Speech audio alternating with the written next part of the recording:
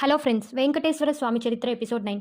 సీతాదేవి రూపంలో ఉన్న వేదవతి రాముడికి అవమానం జరగకుండా ఉండటానికి, తన పవిత్రతను నిరూపించుకోవడానికి అగ్నిప్రవేశం చేస్తుంది.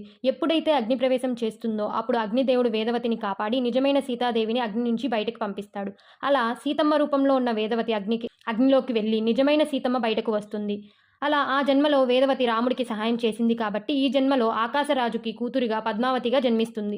దీని తర్వాత శ్రీనివాసుడు కొన్ని సంవత్సరాలు లక్ష్మీదేవి కోసం వెతుకుతూ ఉంటాడు.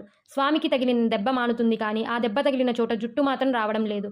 స్వామి ఆ తిరుమల కొండపైన పడుకొని ఉండగా ఆకాశ మార్గంలో వెళ్తున్న నీలాదేవి స్వామిని చూసి, ఇంత అందమైన మానవుణ్ణి నేను ఇంతవరకు చూడలేదు అని చూస్తూ ఉంటే ఆయన తలకు తగిలిన దెబ్బ కనిపిస్తుంది.